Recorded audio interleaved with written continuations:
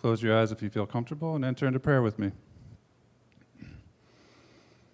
Taking this deep breath, knowing that there is only one life, one love, one heart that beats to the rhythm of the universe. It is that which is all around us, that which moves and flows through every single thing. I call it God, I call it Spirit, I call it many other names. The divine. It is that which represents as beauty and love and peace and power and wisdom and compassion and so many other things. It is this blessed sip of life that seems poured from the hands of angels. And my heart's numbered beats echo throughout this universe with all of those qualities. And I see it and I know it and I feel it in everything that I come across throughout my day.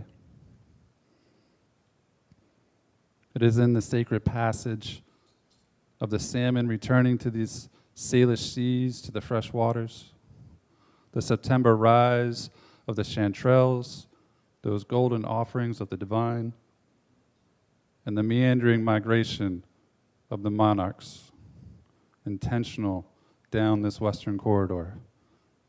It is in all of this.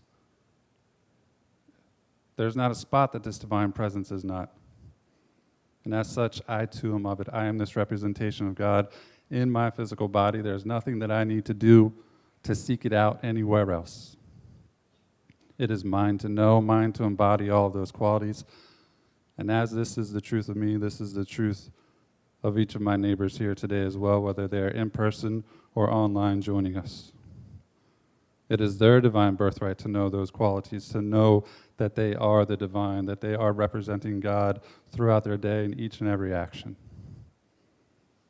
And so it is from this place of awareness, from this place in consciousness, that I speak my word for each one here today. I know that the music inspires each one to be themselves, to express themselves, to fully show up in this infinite now moment. I know the silence allows us to go deeper so that we can know more of ourselves. And I know that the words of Reverend David allow us to be inspired to embody more of those qualities, to bring forth more passion, more life, more love into everything that we do throughout our day.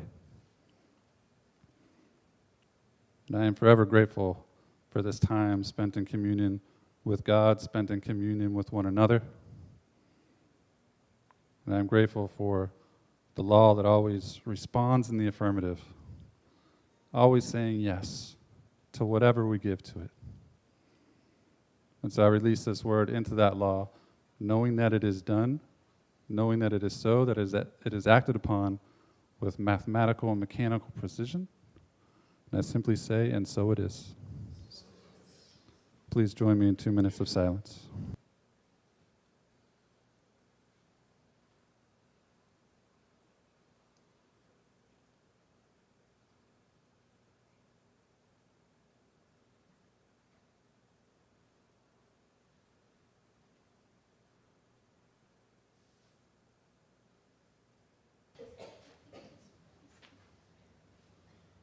Will you love me? Will you love me as I am? Yes. Not perfect by my standards, not perfect by your standards. With my face, with my age, with my gender, with my religion, with my politics, will you love me? Yes. Let me put on a different face. I now have the face of Donald Trump. Will you love me? Yes. As I am. Not perfect by your standards or my standards.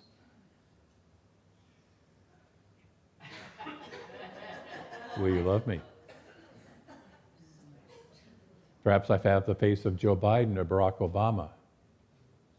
Perhaps I have the face of George Floyd or Derek Chauvin. In case you don't know, Derek is the police officer who killed George Floyd. Perhaps I have the face of a homeless person. Will you love me? Will you love me as I am? Yes, breathe. It's the question we all ask.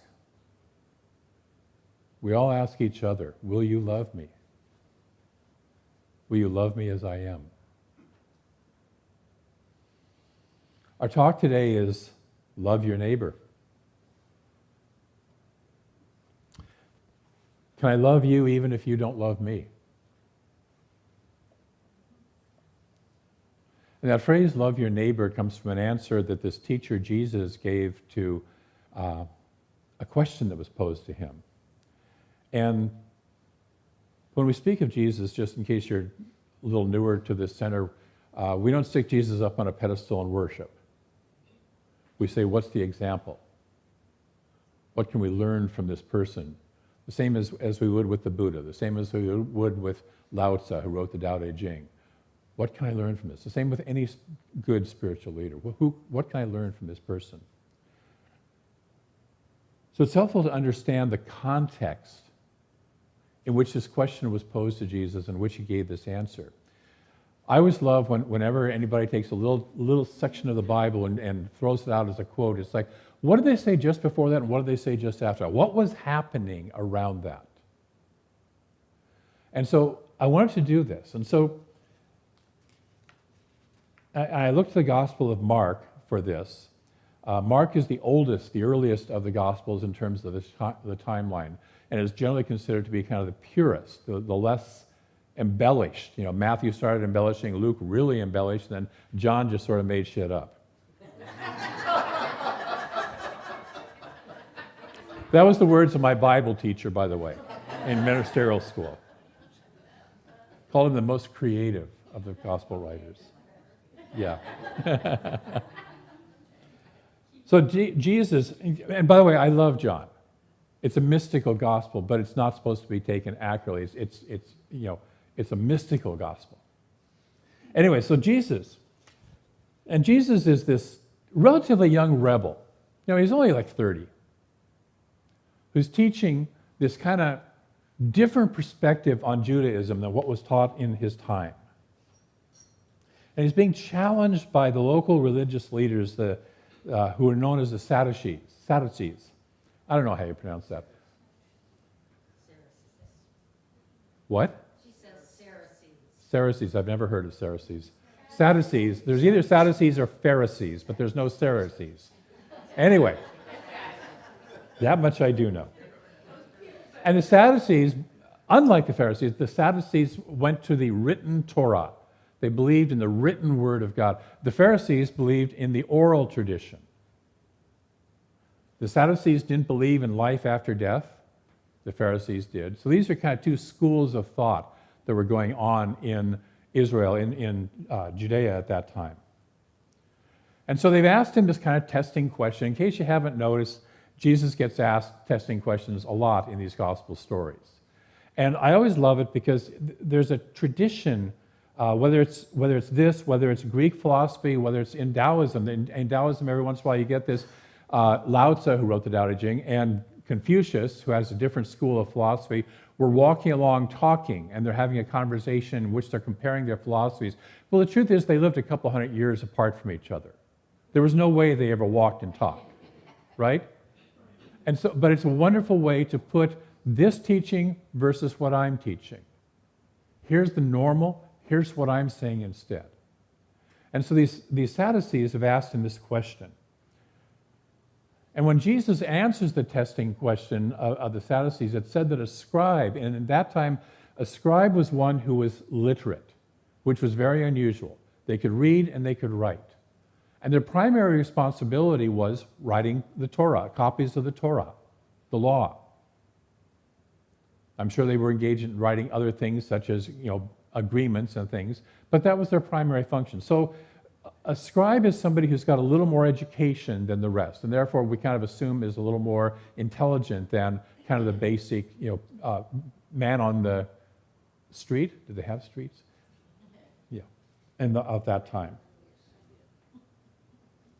So the scribe overhears the debate, and he likes Jesus' answer. So he asks the question, which is the first commandment of all?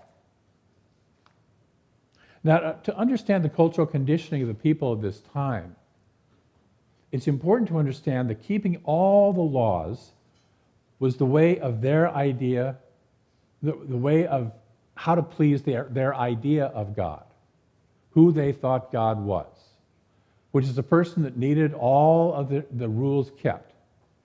Yes?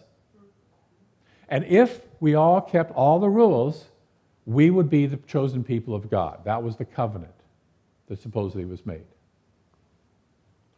By the way, Confucius came up with 1,000 rules of the proper gentleman and tried to, if only everyone in China would keep all these rules, we would return to the time of the Yellow Emperor, which was the time of bliss and happiness.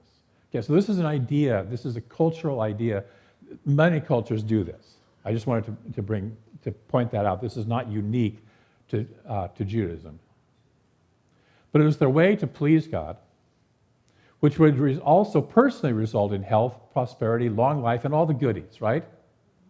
If I please this God, my life is going to be good.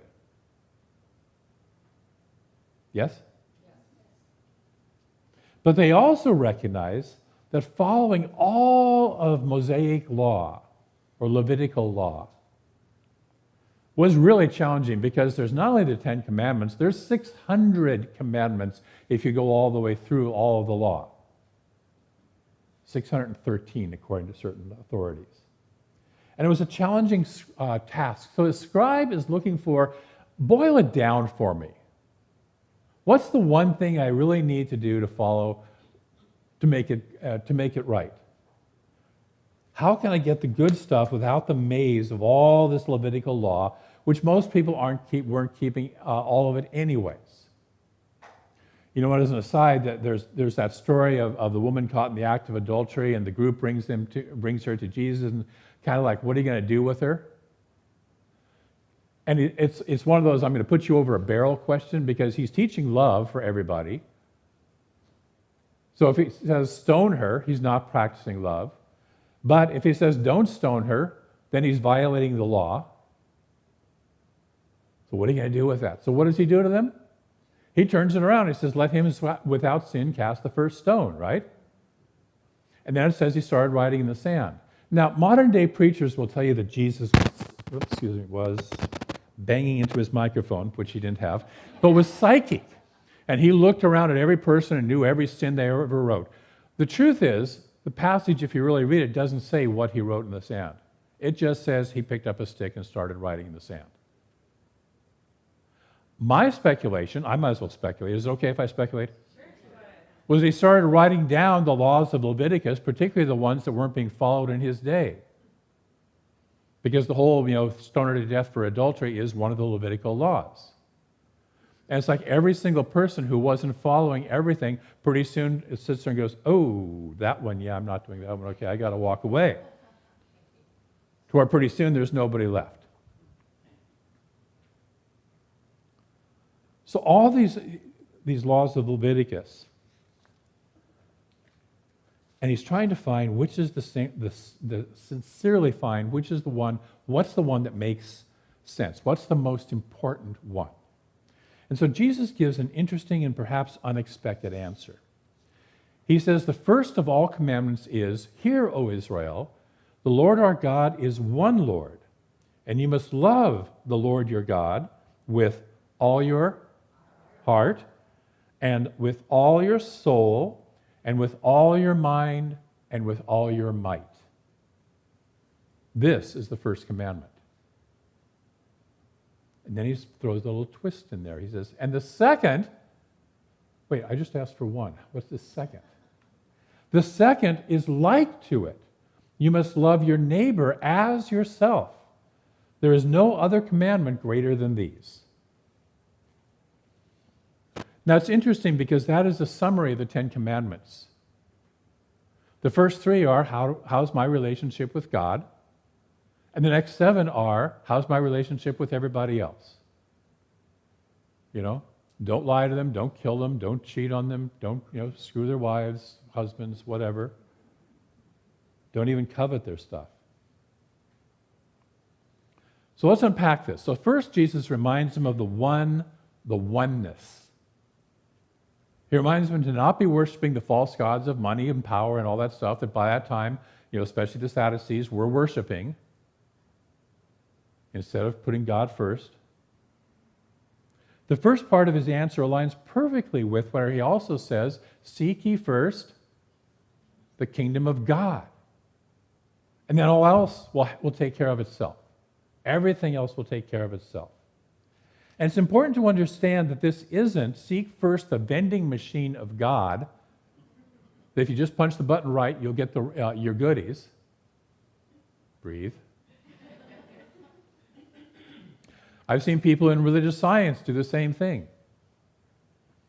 They come here and they say, how do I get my goodies? Oh, I'm going to learn spiritual mind treatment and affirmation and all that stuff. Not to get closer to my experience of the divine, but to get my stuff, to get my false gods. Breathe. This is a get your priorities straight answer. This is a don't worry about the day-to-day stuff. Go first to God, which is source, this infinite presence, this infinite beingness, which everything comes from. I love Tim's prayer that it's like everything from the monarch butterflies to the chanterelle mushrooms, everything is this infinite expressing constantly, everywhere, always. So this thing is the source out of which everything else comes. So it's go first to God with your whole beingness, all in. Be all in. Not kind of, well, I'll do a little bit of it. I'll put a toe in. All in, holding nothing back. And so then to some of the people who were listening, this might be expected, but then he throws the twist. He also says, because he was asked for one commandment, but seems to give two, or does he? He says the second is like to the first. In other words, it's the same as the first, okay? This is just an extension of the first commandment. They're alike. And it's love your neighbor, not the way that you think you should love your neighbor, not even the way your neighbor would like you to love them, but love your neighbor as yourself. Take that in. As yourself. You and your neighbor are one. He later on, says, whatever you do to these the least of my brethren, you do also unto me. He's teaching this oneness. Everything is one. And so if I can't love you, whoever you is, whatever the face, whatever the mask is, guess what who I'm not loving? I'm also not loving myself, and I'm also not loving this infinite presence. You and your neighbor are one in the one.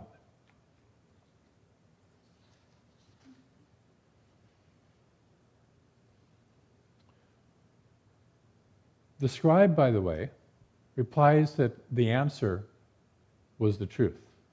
He recognizes it as the truth. And he says it's far more important than all the burnt offerings and sacrifices. The first 9 chapters of Leviticus, by the way, are burnt offerings and sacrifices. I always love it when somebody sits there and does the quote, it's an abomination for a man to lay with another man. That's back in, I think, chapter 18 of Leviticus. And I always look at them and say, so how are you doing with your burnt offerings and sacrifices? And by the way, are you eating shrimp or shellfish of any kind and pork? Are you wearing clothing of mixed cloth? All of that is in the laws of Leviticus. Don't sit there and point to one. Either do the whole thing or shut up.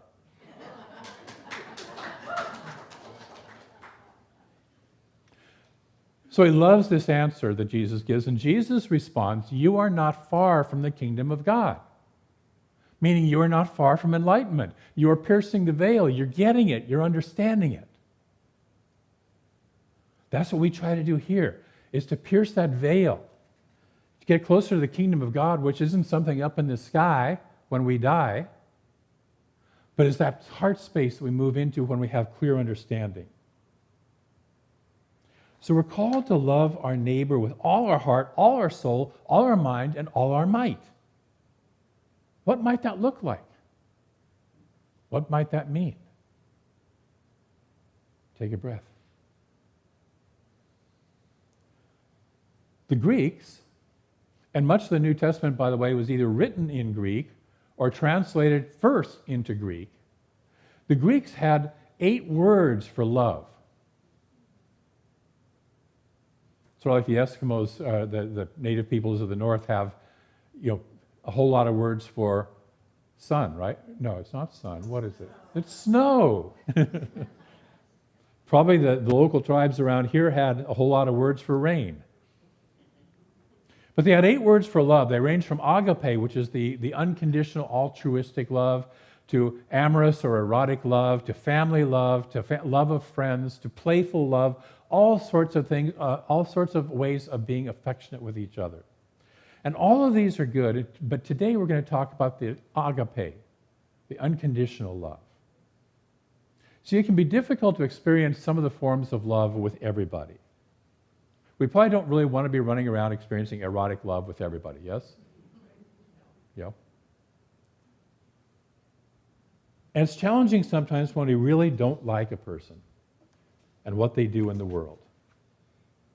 But if we can remember that they are God too, as is everything, we can love them from that God within us.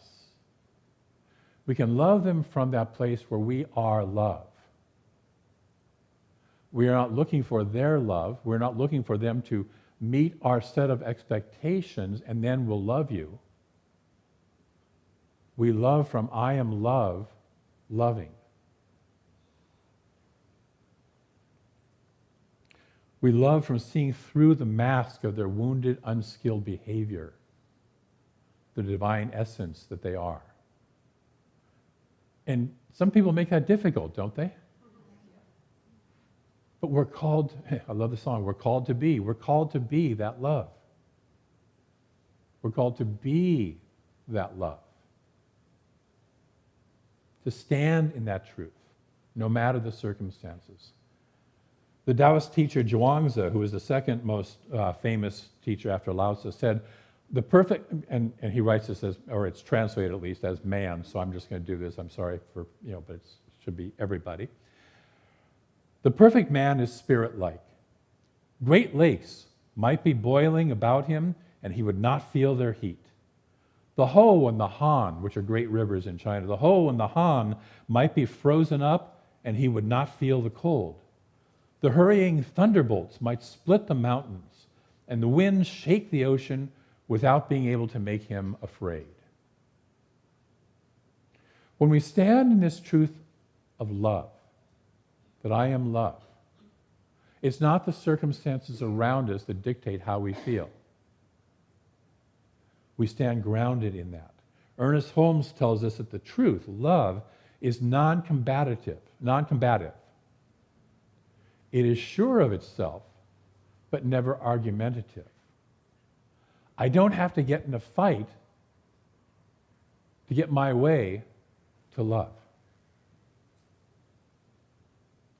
We give from love, we give as love, seeing another's light, even when they're not able to see it themselves, even when they don't have perfect behavior.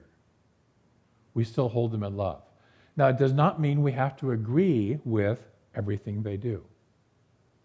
We do not have to agree with their woundedness and its expression. We just simply have to hold them in love. See them clearly for what they're doing, but see past what they're doing. See, if you make a mistake, if I make a mistake, don't you still want to be loved anyway? Doesn't mean you didn't make a mistake. Doesn't mean you didn't do something you sit there and go, yeah, that was not a really good thing to do. Maybe people around you say it was not a really good thing to do. But I want to be loved. So how do we practice loving our neighbor? Well, one way is there's an idea of this thing called love languages, which many of you have probably heard of. There's around 4 to 6, depending on who you read and who's defining them.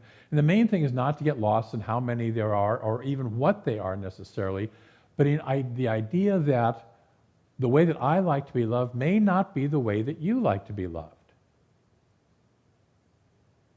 To get outside of my way is the only way. I hate that. It should be my way is the only way, right? But then you'd probably say your way is the only way. That people experience love in different ways. And we can get lost in our own ways and think that everybody else experiences love and feeling love the same way that we do. But it's not the case. It's best to ask, if you can, how would you like to be loved?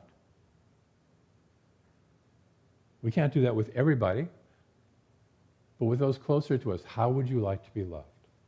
Some people like to be given physical gifts as signs of caring. Some like to be told. Some like to be touched. Others want quality time with just hanging with them, just being with them. Some love what's known as acts of service. You do something for the person. And some like to just be known or be seen. That you understand who they are. That you remember what they told you and follow up on that. Many people have some combinations of these. And it's good to pay attention and learn what makes you feel most loved and appreciated for two reasons. Number one, you can communicate it. If somebody says, how can I love you? And you sit there and go, it's not helpful. And the other reason for that is so that you don't get lost in, this is my default way. And you start to recognize, oh, this is just my way. And it's fine, but I don't get stuck in applying it to everybody else. So love languages and stuff such can help guide us to learn skills in loving. But the core of loving our neighbor is the recognition of a oneness within which we all exist, a oneness within which we all have our move, live, breathe, have our being, and committing to loving that first. Not based on how it seems to respond to my desires, just like it's not based on how that person responds to my desires. I'm not talking about like or dislike. You can have your likes and dislikes. But can you do that deeper, love this person anyway? Simply loving the infinite as the source of all life, and then simply loving all of its expression of life. All of our neighbors on this planet and the planet itself. We are called to love. We are called to love with our whole heart, our whole soul, our whole mind, and our whole might. Will you say yes? Will you love me?